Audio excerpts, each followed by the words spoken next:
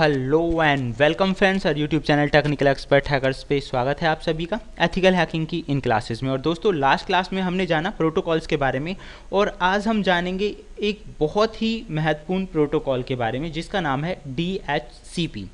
दोस्तों ये बहुत ज़्यादा ज़रूरी है इन चीज़ों के बारे में जानना, ये आप इस क्लास के बाद समझ जाएंगे। और जिन लोगों को ये वीडियोज़ पसंद है प्लीज़ लाइक और शेयर करें अपने दोस्तों के साथ ताकि वो भी इस तरह की इन्फॉर्मेशन का फ़ायदा उठा सकें। तो चलिए दोस्तों शुरुआत करते हैं। तो जैसा कि नाम से हमें पता चल रहा है डायनेमिक होस्ट कॉन्फ़िगरेशन प्रोटोकॉल।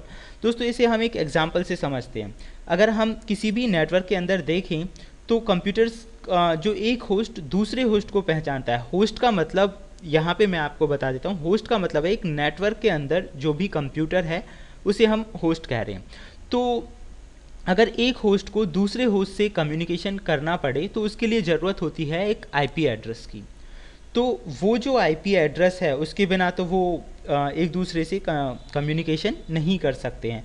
तो अगर हम बात करें 10, 20, 50 जो होस्ट हैं किसी भी नेटवर्क के अंदर, तो ये जो आईपी एड्रेस है आप सभी को अलग अलग अप्लाई भी कर सकते हैं। लेकिन अगर बात आ जाए कि 1000 हैं, 2000 हैं, 3000 हैं, अगर इतने ज़्यादा होस्ट हैं तो सभी होस्ट को अलग अलग आईपी एड्रेस मैन्युअली देना बहुत डिफ़िकल्ट काम होगा। ऐसा नहीं है कि नहीं दे सकते हैं, लेकिन उसमें काफ़ी ज़्यादा रिस्क है।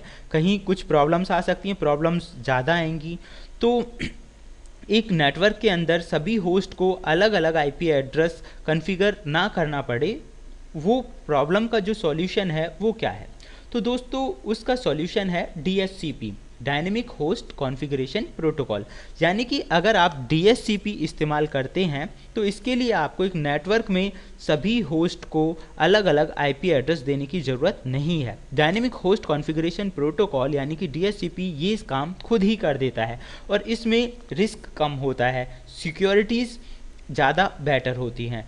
तो DHCP का जो मेन काम है वो है आईपी एड्रेस प्रोवाइड करना। इसके साथ साथ अगर हम ये कहें तो DHCP क्लाइंट सर्वर प्रोटोकॉल है, तो इसमें कोई दो राय नहीं है। क्लाइंट सर्वर प्रोटोकॉल है DHCP जो ऑटोमेटिकली एक नेटवर्क के अंदर सभी होस्ट को आईपी एड्रेस अप्लाई कर देता है।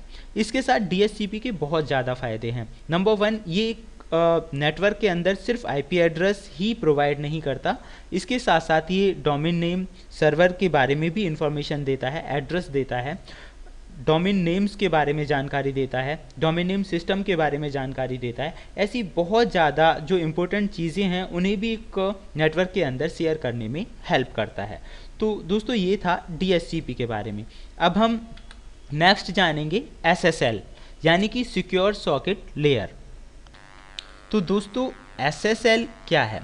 SSL एक अगर हम फुल फॉर्म लेकर चलें तो सिक्योर सॉकेट लेयर। तो SSL एक प्रोटोकॉल है जो क्लाइंट और सर्वर के बीच ऑथेंटिकेशन का काम करता है। यानी कि इसके ज़रिए जो भी आप वर्क करेंगे वो पूरी तरह ऑथेंटिकेट होता है। इसे आप ऐसे समझ सकते हैं, जो भी वेबसाइट SSL से सिक्योर है उसे हैक करना हैकर्स के लिए बहुत ज़्यादा डिफ़िकल्ट होता है। उसके कई कारण हैं दोस्तों, क्योंकि ये 3 मेन काम करता है। सबसे पहले क्लाइंट को ऑथेंटिकेट करना, फिर दूसरा होता है सर्वर को ऑथेंटिकेट करना, और फिर तीसरा है एप्लीकेशंस जो होती हैं वो इनक्रिप्टेड होती हैं। यानी इन चीज़ों को मैं स्टेप बाय स्टेप आपको बताता हूँ। क्लाइंट को ऑथेंटिकेट करने का मतलब है ये चेक करता है जो भी क्लाइंट है, रिक्वेस्ट जो भेजी जा रही हैं वो एकदम जेन्युइन है या नहीं है, या फेक तो नहीं है। दूसरा है सर्वर को ऑथेंटिकेट करना कि जिस सर्वर से ये रिक्वेस्ट आ रही हैं, कई बार जैसे प्रॉक्सी का इस्तेमाल बताया था मैंने आपको, हैकर्स जो होते हैं फेक प्रॉक्सी सर्वर्स का इस्तेमाल करते हैं, तो ये सर्वर को ऑथेंटिकेट करता है, यानी कि जो सर्वर है वो रियल है या फेक है, ये भी उस सिक्योरिटी को चेक करता है। और तीसरा है जो भी डेटा है वो इनक्रिप्टेड होता है, यानी कि हम उसे कह सकते हैं कि वो कवर अप होता है। तो दोस्तों SSL यानी सिक्योर सॉकेट लेयर डेटा को सिक्योर करने का काम करती है वेब सर्वर और ब्राउज़र के बीच। तो इसके ज़रिए जितना भी डेटा जाता है वो एकदम ऑथेंटिकेट और प्राइवेट होता है। तो इसीलिए जो SSL secure websites, web servers जो भी चीज़ें होती हैं वो एकदम प्राइवेट होती हैं। ये इसमें इसकी अगर हम बात करें कैरेक्टरिस्टिक की, तो सबसे ज़्यादा इम्पोर्टेंट जो चीज़ है वो है कि इसके अंदर प्राइवेसी बहुत ज़्यादा अच्छे लेवल की होती है, ऑथेंटिकेशंस की अगर हम बात करें तो जो भी डेटा है जो सेंड रिसीव होता है वो एकदम ऑथेंटिकेटेड होता है, रिलायबल भी है। एसएसएल बहुत ज़्यादा हद तक रिलायबल है क्योंकि मैसेज सेंडिंग की और कंप्लीटनेस होने की ये गारंटी देता है। तो होप सो आपकी समझ में आ गया होगा डीएचसीपी, एसएसएल ये सारी चीज़ें क्या हैं, किस तरह से काम करती हैं। और अगर आप चाहते हैं ऐसी ही इम्पोर्टेंट क्लासेस आपको लगातार मिलती रहें तो प्लीज़ जुड़े रहें technical expert hacker YouTube channel के साथ। Thank you, good bye. आगे की क्लासेस में आपको मैं प्रैक्टिकली बताऊंगा वो सारे जो टॉपिक्स अब तक हमने डिस्कस किए हैं।